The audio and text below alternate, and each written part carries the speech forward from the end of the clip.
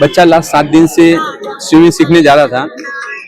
Normally इनका time सोम से शनिवार को शाम को 7 से 8 का होता है। आज संडे था तो 11 से 12 का टाइम था। हमारे ग्रुप के बच्चे साथ में गए थे, उनके पेरेंट्स भी गए थे, तो 6-7 जन ग्रुप है वो गए थे वहाँ पे। तो 11 बजे वहाँ पे छोड़ दिया। फिर उनके बाद मुझे 12 के आसपास फोन आया कि आप जल्दी से टुंगा पहुंचिए। मैं टुंगा पहुंचा तब जाके मुझे पता चला कि ऐसी ऐसी बात हुई है कि मेरा बच्चा अब रहा नहीं है। दूसरी बात, वहाँ के लाइफ गार्ड वहाँ से उनको लेके आए हैं, साथ में उठा के उनको लेके आए थे।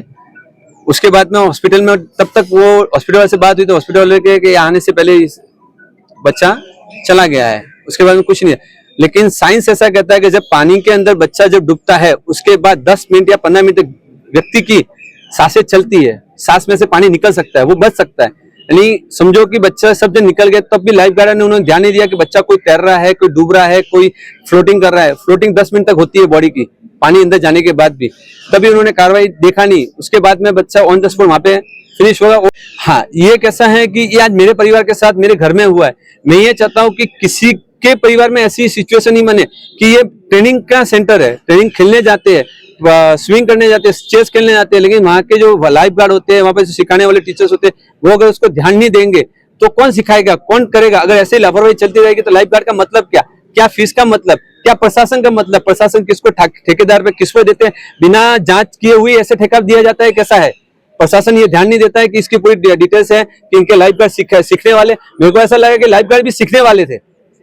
हाँ, मुझे ऐसा लग रहा है कि मेरा बच्चा उनको सिखा रहा था, ऐसा मुझे लगा, फील हो रहा। मेरा बच्चा आज की तारीख में सिंगापुर के टॉप लेवल में, इंडिया के टॉप लेवल में फर्स्ट आया हुआ है। इतना इंटेलिजेंट था वो बच्चा, यानी हर एक चीज को वो कैचअप करता था। मेंटल मैथ्स करके एक सब्जेक्ट है, उसके अंदर सिंगापुर में इंडिया में फर्स्ट बन पे है। यानी उसने एग्जाम 26 मिनट में की और किसी ने 26 मिनट 20 में की। मैथ्स का एग्जाम था वो। यानी वहां पे लाखों, इंडिया के लाखों बच्चों में टॉप 1 पे वो। आज उसको स्कॉलरशिप मिलने वाली थी, वहां पे रुका हुआ है अभी भी।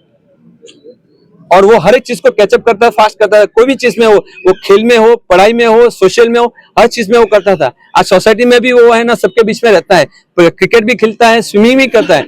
लेकिन ऐसी लापरवाही प्रशासन के हिसाब से हुई है, ये मैं मानता हूँ। नहीं, अगर बच्चों को वो संभाल नहीं सकते, वहाँ पे कैपेसिटी से ज्यादा बच्चे रखते हैं और लाइफ गार्ड वहाँ नहीं है, तो फिर क्यों ये ट्रेनिंग दी जाती है बच्चों को? बच्चे इनोसेंट, उनको क्या नॉलेज होती है कि पानी में क्या होगा क्या नहीं होगा? आज इतना बड़ा हादसा ये हुआ, कल वहाँ पे 2-3 बच्चे के साथ होता तो क्या?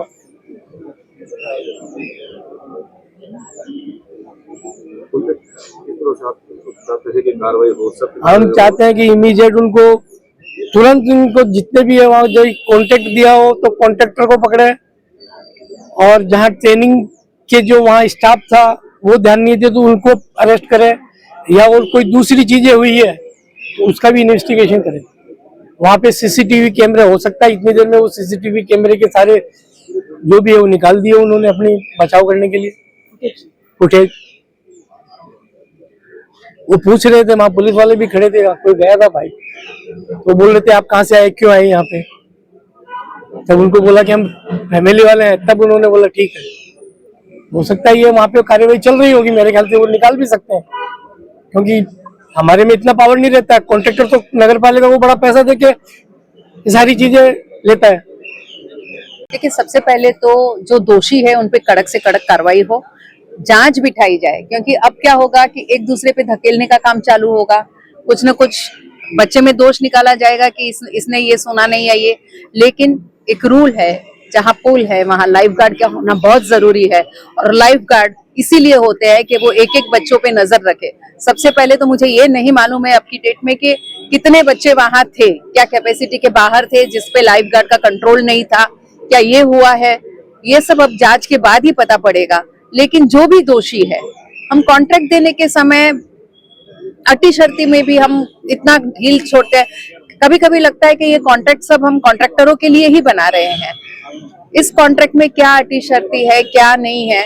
मैं तो समझती हूँ कि ऐसे कॉन्ट्रैक्ट को तुरंत रद्द कर दिया जाए, जो जिसकी वजह से अगर एक जान गई हो तो वो कॉन्ट्रैक्टर को तुरंत रद्द किया जाए, दोषी को सजा दी जाए। कॉन्ट्रैक्टर को भी सजा मिलनी चाहिए, क्योंकि ये जिम्मेदारी उनकी भी है। तो ये सब तो होना ही चाहिए। जान गई है, इतना बड़ा नुकसान तो मुझे नहीं लगता जिंदगी में कोई भी भरपाई कर पाएगा। ये बहुत बड़ा नुकसान हुआ है, लेकिन कम से कम उन दोषियों को सजा देने से ये तो हो जाएगा कि आगे और कोई ऐसी घटना नहीं। 11 साल का एक बच्चा स्विमिंग पूल में डूबा है आज, जो भाईंदर का स्पोर्ट्स कॉम्प्लेक्स क्लब है उसके अंदर, और भाईंदर वेस्ट का रहने वाला है। हसमुख जी उनकी डैडी है। बेटे का नाम जो जिसका डेथ हुआ वो ग्रंथ है। और ये जो हुआ है तो प्रथम दृष्टि लगता है कि हर स्विमिंग पूल के पास लाइफ गार्ड होते हैं, तो स्वाभाविक है कि लाइफ गार्ड की लापरवाही की वजह से हुआ है, ऐसा प्रथम दृष्टि लगता है। लेकिन फिलहाल पुलिस स्टेशन में एफआईआर की है, पुलिस इन्वेस्टिगेशन करेगी। वहाँ सीसीटीवी कैमरा भी है, फुटेज भी है कि वाकई में ये घटना कैसे घटी और जो है उस पर उचित कार्रवाई होनी चाहिए। सर, शहर के ऐसे विधायक होकर आप क्या करना चाहेंगे इस मामले में? स्वाभाविक है ना कि इस तरह की घटनाएं जो है इसको टालने के लिए लाइफ गार्ड को रखा जाता है, जो नियम का पार्ट है। और लाइफ गार्ड के होते हुए ये घटना घटी कैसे, तो मैंने कहा कि इसकी जांच होनी चाहिए और उस पर उचित कार्रवाई होनी चाहिए। एज ए विधायक भी कहूँगा और एज ए मानवता के नाते भी कहूँगा। धन्यवाद।